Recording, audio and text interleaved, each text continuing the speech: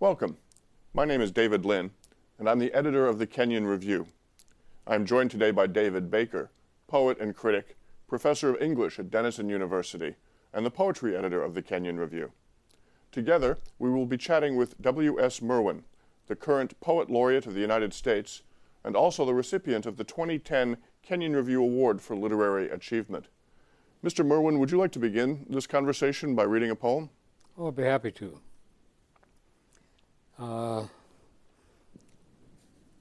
And I think perhaps a good one, it's a rainy day outside, is a poem called Rainlight from the Shadow of Sirius, which is the last published book. Rainlight. All day the stars watch from long ago. My mother said, I am going now. When you are alone, you will be all right. Whether or not you know, you will know. Look at the old house in the dawn rain. All the flowers are forms of water. The sun reminds them through a white cloud, touches the patchwork spread on the hill, the washed colors of the afterlife that lived there long before you were born. See how they wake without a question, even though the whole world is burning. Beautiful poem. I love that one. 9 syllables in every line. Yes. Is that right? You've been counting a long time. Nine's an odd number for syllables, isn't it? Yeah. Do you like an odd number line or an even number line? It varies. I think there's something to be said for any number of syllables line. Yeah. But I've always been watchful of iambic pentameter all my life. And, watchful, I admire it enormously. But I realize that, and it's an imported form, but it's become one of those imports that's taken over, starting with Chaucer. And we come to think of it as natural. The French, oddly enough, had a 10-syllable line when the Song of Roland was written. Song of Roland's in a 10-syllable line. But most of the French go for a 12-syllable line, the Italians an 11-syllable line. And somewhere along the line you want to sort of shake the whole thing up. Yeah. I did. Roland was one of your first translations, wasn't it? Yeah. That's right. William, the last time you and I talked about poetry, we were hanging over a fence, visiting my new colt, Mercury, 10 years ago in Granville, Ohio. I have a photo of your hand reaching out. You were wearing my old barn coat. There's a picture of the sleeve, and Mercury is reaching out to sniff your hand, and his nose is going down into the grass. I don't think I ever sent you that photo. It's really nice to have this chance to talk to you Mercury, again. Yeah. Oh, Mercury's a sweet boy. With the Kenyon Review Award for Literary Achievement and all the festivities tonight in New York, and to continue this weekend into Gambier. David, I think, wanted to ask a question about Mr. Ransom, is that right? Well, you have such a wonderful long history with the Kenyon Review. You've been publishing in its pages for over 50 years. I wondered, we have at Kenyon some of your correspondence with Mr. Ransom, the founder and editor of the Kenyon Review for 20 years. I wonder if you have any thoughts about him or memories of him as a critic, as an editor and as a poet. Oh, as a poet, particularly. I remember reading his criticism, and of that kind of new critics, I think he may have been the best of them all. Richard Blackmer, who was my mentor, was not one of the new critics. He was completely on his own. But I liked Ransom's essays.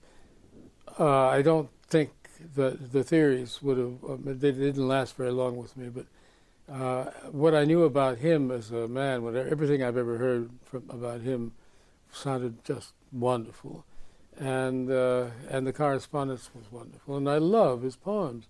I'm very sad that he's as little read as he is. Do you think that's a matter of there being mostly formal poems, or has the sensibility of our time changed so much? Probably both. I think it also may be part of something in the sensibility of our time that it may be simply a matter of generation, but I doubt it seriously. I'm suspicious, and that is a part of my generation. I know I'm suspicious of the world of virtual reality and of being sucked into it. And I think that the poems, that the young poets, and I think there's a great deal of talent around, but that the young poets who have grown up writing on an electronic miracle, something is happening to their hearing. Mm-hmm. And they don't hear it the way, and poetry begins with delight, but it has to begin with delighted hearing of something. I think that's one of the conditions of poetry. I don't think poetry is the printed word. I think poetry may be eventually the printed word, but it really is the spoken word to begin with. One of the big differences between poetry and prose. Mm-hmm.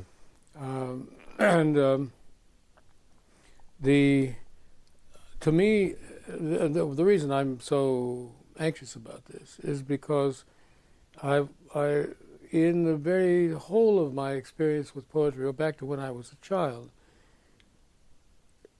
the love of poetry came from hearing poems, not from listening to somebody talk about them or anything of the kind. But hearing the King James translation of the Psalms, hearing the hymns in church, hearing my mother read Tennyson's The Brook and Robert Louis Stevenson.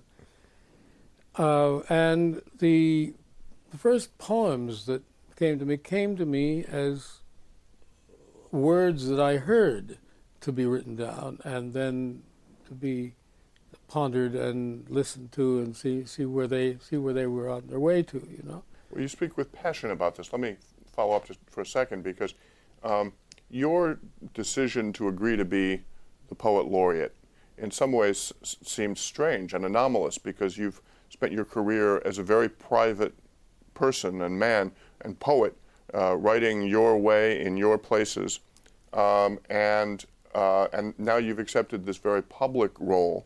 And I wonder if what you're talking about now is one of the reasons you've done that.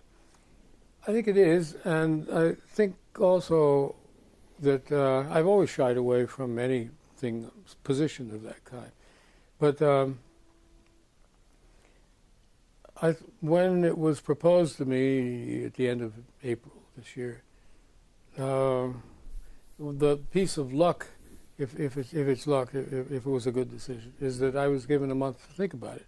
And I said some things right at the beginning. I said, you know, I don't want to live in Washington. I don't want to spend a lot of time in Washington. And I don't want to be taking a lot of trips from Hawaii to other places. I know where I want to live, and I'm homesick even if I go into town to buy vegetables. You know? I love our way of living and looking out of the windows at trees and on every side. I've always wanted to do that since I was a child, and I don't feel like leaving it at all. But I thought it's a chance to say in a public place and in an official capacity something that I don't hear anybody saying clearly. I mean, people are preaching about it on the one hand and people are ignoring it on the other, but how about just coming out and saying it in connection with poetry and with poetry in the imagination? And that's why I took the job, because it has to do, I think the imagination is the talent that we have as a species, not the intelligence. We may not be the smartest, and we certainly we define our superiority. It's always we who do the defining, and I'm suspicious of that. I feel. I heard you talking about that recently, and I wonder if you could say a little bit more. You talk about imagination as defining us as human, but could you talk more about the urge to express ourselves through the imagination, or where that comes from, or how it manifests itself in your work? I think, you know, if it's not, I don't think it needs to be something that has to be there like a religious dogma or belief or something like that. And I certainly don't think of it I certainly don't want to preach, and I don't want to write propaganda. I don't want to think of it that way. But to me, that it's not that there's a connection. There's no separation. I think that to the artificial thing is the idea that there is a separation. There's something very dangerous in that quite late, I think, verse in the beginning of the book of Genesis that says you must now, multiply and go and have dominion over all of the creatures of the earth. There was a man who came to talk with me very recently who was a Hebrew scholar, and he said, that word dominion has another meaning which is never mentioned around the translations. It also means understanding. One should understand the other creatures of the earth and that kind of relationship. Yeah, it is wonderful.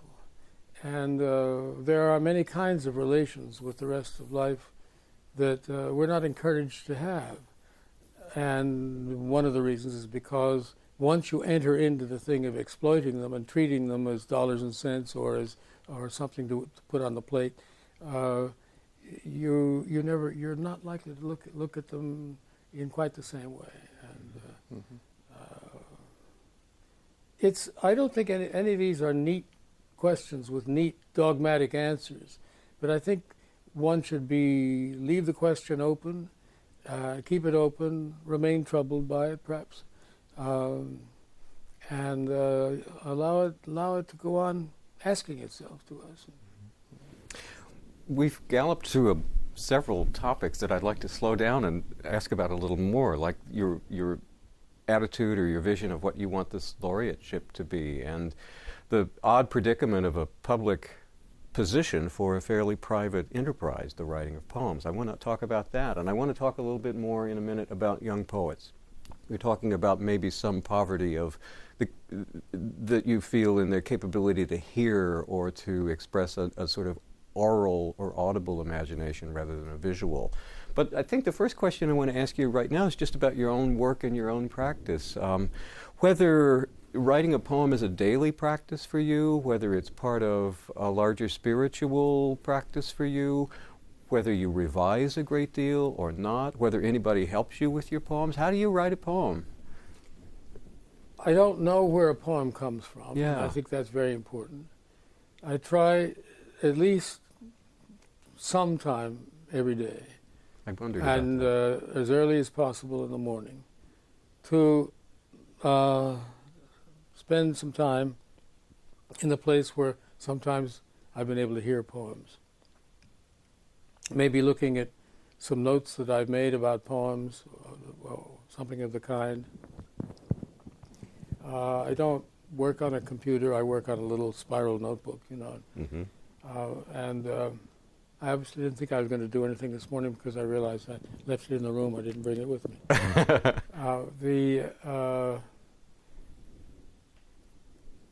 So do I work? You asked me if I work every day. Yeah. I try to go near it and, in one way or another, leave it open and leave the door open and see what I hear. I want to ask. You've said that now 2 or 3 times. As a poem comes to you, that you hear a poem. What do you hear? At some point, Yeats one day heard, "That is no country for old men." He heard it intact. Yeah. Just like that. Yeah. And they were words which he'd used all his life. He may have even heard that phrase all his life. He never thought anything of it. But all of a sudden, the light went on. Mm-hmm. And he thought, and he spent the next 2.5 years writing that poem. Mm-hmm. And it's one of the great poems, I think, in modern English. Mm-hmm. To me, poetry is physical. It is hearing, and we hear it, and the charge, the power, the hypnotic power, grasp of poetry is there in that, just as it is in music. I mean, it is the musical Mm-hmm. side of poetry. And I'm not talking about how lovely Swinburne sounds or something like that. I mean that it's that what Yeats heard when he heard that phrase is there all the way through that poem. Mm-hmm. It's a great poem. And I realized years later that I'd had that poem memorized Yeah. for 20 years, and I'd never stopped to think what it meant, you know. And I went back, and then I picked it apart and looked at it carefully and thought, it's absolutely wonderful. But I didn't even need to know that because I knew it from hearing it. There's that wonderful phrase that Sir Philip Sidney has in the essay on poetry, where he says, poetry begins in delight and ends in wisdom. And the thing is that people are happy enough to talk about how it ends in wisdom, whatever that may mean, but they don't dwell enough, I think, on the delight. Yeah. The delight was obvious enough to the Puritans, so that they closed the theaters and, Yes, and for bad didn't want to poetry. go there. We don't want that. That's right. And when people say they don't read poetry because they don't understand it, I think, well, in the first place, that's because you don't hear it anymore. In the second place, the delight got lost somewhere along the way. And you, if you liked it, were discouraged from liking it. It's quite easy to discourage a child, you know. If you put a plate in front of them and they say, oh, yummy, I like this, and you say, ugh, It's not good for you. really? Yeah. And the next time, they probably aren't going to like it quite so much, you Yeah. know. And, Well, that enchantment is part of what poetry is most capable of and most beautiful at. The wisdom is what kind of wisdom does one derive from poetry? I read the other day that Jung, as an old man, said only a fool believes in wisdom. Yeah. But of course, we're all fools, and there are kinds of wisdom that we may come to. It's, I think, breadth of perspective, breadth of sympathy. When we were talking about Clare as we came up here, one of the wonderful things about Clare's poems is that he is more concerned with what he's writing about, whatever kind of creature it may be. He's right there. He is that creature, and it must be sort of a jolt to come back out of the poem for him. And Well, you're talking about wisdom. In the poem you read to begin this session, what that's all about, it seems to me, is the transmission of wisdom across generations. A mother talking to her son about death and the afterlife, and his remembering it many years later. But it's all an indirect kind of wisdom. Do you think that that's what poetic wisdom is about, is an indirect kind of wisdom? the direct kind of wisdom would be in commandments and things like that, I suppose. Right. And I don't think of that as wisdom in the same sense. I think the indirect kind of wisdom is the interesting one anyway. It's the thing it's the question that the wisdom probably should take the form of a question that you can't answer. Well, that's your Zen coming out. Oh, I don't know. I feel the same way about that as I feel about this whole matter of influence. What influenced you? I don't know what influenced me. You know what influenced you? I was influenced by everything I ever read. Right. I think that a great deal there's a woman who wrote a whole book about me, a small book about me and Jean Follin, about how strongly influenced I've been by Jean Follin. And she gave chapter and verse, and she went all the way back through everything. And I wrote to her and I said, you're using this as a doctoral thesis, I believe, and I think you better go over it rather carefully, because I didn't encounter anything of Jean Follin's until I was past 40, and you're talking about things in my 20s and 30s, and then it was one poem, and it was a long time before I saw much more of Follin, and then of course I paid a lot of attention to Follin, but I think the important thing is affinity, and I think that finding things in various Eastern religious traditions, rather than dogmas, was more a discovery of an affinity. I mean, it was an articulation of something that I had been sort of groping my way toward over the years, and I suddenly recognized it. And I think, the affinity, that question of affinity, I think this is something that is both reassuring and academically troubling about the arts. The arts are not about fulfilling some kind of academic obligation. they're about recognition. And when you get something new, for example, when Beckett's first books came out, why was it that anybody understood them at all? Because there'd never been anything quite like it. The first readers who were excited by Beckett, and I number myself among them, were recognizing something that they had never encountered before. Now, and that there you see is already, you have that exciting paradox. You've never seen it before, and yet you recognize it. What does that tell us about us? I think that if we're encouraged to think of the arts as decoration. I don't think the arts are decoration. I think arts are about the core things in our experience that we can't ever finally grasp, which is why the arts continue, the way we continue. That's the fundamental trope in your poems, if I have to make that kind of long summary. It is the not just recognition of, but embrace of paradox, of things in argument with each other, of the desire for home and the necessity for migration, in the desire to articulate, but the inevitable erasure or evasion of any kind of articulate finish or conclusion. That, it seems to me, more than anything else in your poems, it's about how to live comfortably or uncomfortably, but how to live with that paradox of being in two places at once and accepting that as the condition of the human being. That's one of the things that makes scholars so nervous, who want, the answer, it's either this or that. And the poet says the answer is always all of the above. Yeah. I think when I first fell in love with your poems in college, I think it was that very recognition of an affinity, of being able to be in two places at once, or to be comfortable with these opposite forces. It's the thing that gives such drama to your poems as well, I think, maybe more than anything else. It's lovely, David. Thank well, you. Yeah. I hope you I hope you recognize that. Yeah. I think that's it. So, let me ask you a question about being the Poet Laureate. I want to see if you are thinking about any projects that you have in mind for this. I know that some of the laureates, Billy Collins had the Poetry 180 program and work he did in high schools, and Kay Ryan has been doing things in community colleges, and Bob Pinsky had that wonderful, still ongoing favorite poem project. I wonder if you had a project or a way to see this as an opportunity for a platform of something that you'd like to do. I have thought about that, but it hasn't. I haven't got very far with it. For one thing, I live in Hawaii, and I don't want to make a lot of trips to the mainland to the benighted states, as they sometimes call them, to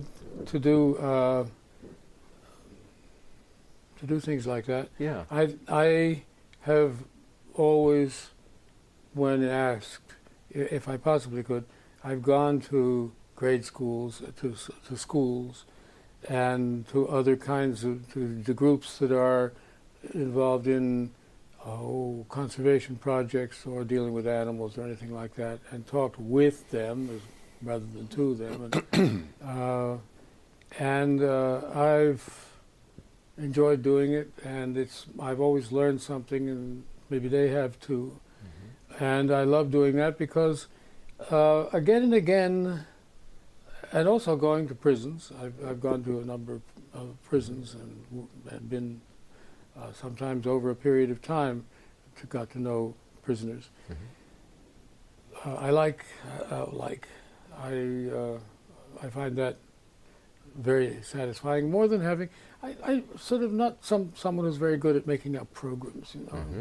and or formulas or anything. Mm-hmm. But I would welcome those if it didn't involve extra trips from Hawaii. Yeah, I mean, sure. there are a number of those planned for the coming months, and that's as near to a program. But just talking about some of the things that we were talking about a minute ago, that subject, which is, I think, not a simple subject. It's about a different way of looking at the world, than the one that we are, the very limited one that we have been, that our society encourages us to think of as the only realistic way of considering it. It's not realistic if you're melting the poles and burning off the planet and killing a species every few seconds, and decreasing by every one of those few seconds, decreasing your own chances of survival. I don't think that's very realistic. So I don't think that the purely economic way of looking at the world is it's not a very happy one. It's not a very respectful one, and I don't think it's very wise or realistic. And to be told that the arts are unrealistic is. We're being told that often now too, aren't we? Yeah. Unrealistic and unprofitable. Right, and right. Oh, yeah. Whole programs being cut from universities. And inconvenient. You're right. So is poetry a way of looking at the world differently? Is it a route or a means to see the world in the different angle that you're talking about? I think it's a way of looking at the world for the first time. I think, this. Don't you feel that every time you... That's very Emersonian. You recognize... That Emerson wasn't the first person to see it either. Plato, I think, it is about, your poems are about, again, a return to or a kind of remembrance or recollection of a primitive or primal or original moment of vision or insight, and that word that then comes to the mouth from that awakening. Well, and I just said that, I think the arts, whether it's Beckett or Vermeer or Schubert or whatever it is, there's the element of recognition that makes the connection and makes the life between us. But if you're asked what you're recognizing, the critics try to describe it, but we know without demeaning critics, I don't mean it that way.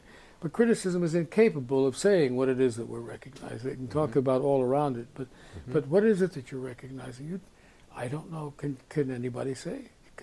Would you like to say what it is that you recognized when you saw Waiting for Godot the first time, or heard Waiting for Godot? Again, I think that's one of the fundamental questions in your poems. What you're doing is pointing to something that doesn't have a language, that doesn't have a word, and we're trying to accumulate a language as close as we can to that inarticulable thing. That's one of the tensions that work in your poems over and over and over. But, when David Lynn asked whether this was an influence from Eastern religion or anything of the kind, I don't know the answer to that. But I know that, for example, as a very small child, even probably before I could read, I realized that there were things that I was feeling, things that I was seeing, and things that I even thought I was thinking that I couldn't express at all, and would never be able to express. And I think everyone has all that, and that's a precious thing to have. That is what we really are. And when we should not let it be trashed or demeaned or shoved aside. And that's not part of the economic relation with anything. That's not something that can be bought or sold. One's intelligence can be bought and sold, and one's knowledge can be bought and sold, all of those things. But that aspect of us, of each one of us, cannot be bought and sold. And I didn't have to start reading Eastern religions to come to that. I mean, that was there when I was sitting in church listening to God the Father Almighty. How can that recognition be better nurtured in schools? I think that having teachers, I think a huge bit of that is one-on-one.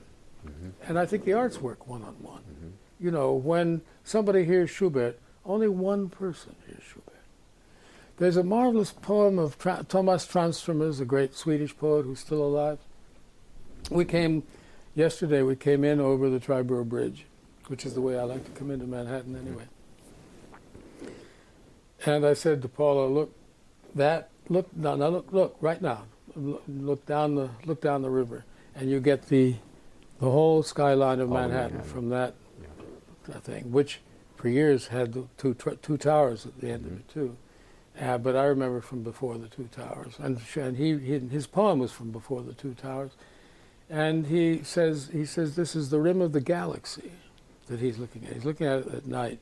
He said, and he sees this whole thing, and he said, and each one of those windows, there's behind each one of those windows there is someone moving, which was probably true then. It was before the World Trade Center was built, and when they left the lights on all night and there was nobody there. But he said, in one of those windows, there's a coffee cup on a table, and Schubert is playing. And he said, to the person behind that window, nothing in the world is as real as Schubert. That's beautiful. As we come to the end, excuse me, as we come to the end of this conversation, I wonder if you could share another poem with us from the set published in the new issue of the Kenyon Review. Oh, I'd love to. You were suggesting Homecoming? Homecoming might be a nice one. I think we've got a copy of that. I also love that little one right there, William. By the front door? Yeah.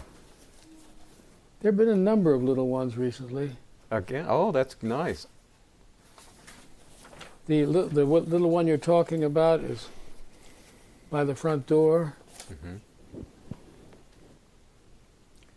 Rain through the morning, and in the long pool an old toad singing, happiness old as water. I love that one. That's connected to those Asian figures you were translating and figuring so many years ago. The poem that's almost not a poem, it's so irreducible.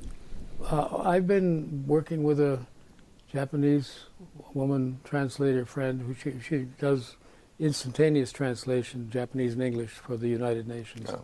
She's very, very good, and we've done some modern poets. And for 10 years, we've been fooling around with Busan. I think Robert Hass did some Busan too. Hass did some beautiful I have to get his to make sure that we don't overlap too much. But there's one that I cited in Washington when I got there. That went. It's one of his series about cuckoos. And it's the same cuckoo as the European cuckoo. He says, "In vain I listen for the voice of the cuckoo in the sky above the Capitol." Isn't that wonderful? Yeah, that's very wonderful. I feel that way today. Homecoming. Once only, when the summer was nearly over, and my own hair had been white as the day's clouds for more years than I was counting, I stood by the garden at evening. Paula was still weeding around flowers that open after dark, and I looked up to the clear sky and saw the new moon, and at that moment, from behind me, a band of dark birds, and then another after it, flying in silence, long, curving wings hardly moving, the plovers just in from the sea, and the flight clear from Alaska, half their weight gone to get them home. But home now, arriving without a sound as it rose to meet them. That's a beautiful poem. Wittgenstein is supposed to have said, I've not been able to find where the quote came from, but somebody said it to me, that every poet who remains a poet beyond adolescence finds that the true theme is homecoming. I love that sense at the end of the earth rising to meet the birds. Well, it's an amazing figure. I don't know what you know about plovers, but I love plovers. They're one of the reasons I wanted to have that piece of land there. They're in a lot of your poems. They're wonderful birds. And after curlews, they're the great migrants. And you could hear them all through the summer there, all through the winter there. They're there, and you could hear those two notes. And I think those are the two notes that carry all through the horizon, going across the sea. But I looked up and I thought, oh, those look like plovers, but they can't be plovers because I never heard silent plovers. And I thought, they're home. Ah. They don't, and they're exhausted. There's nothing to make a sound about. They just want to find the place. It's fabulous. Yeah. Well, thank you very much, W.S. Merwin, for being with us today. Thank you, David Baker.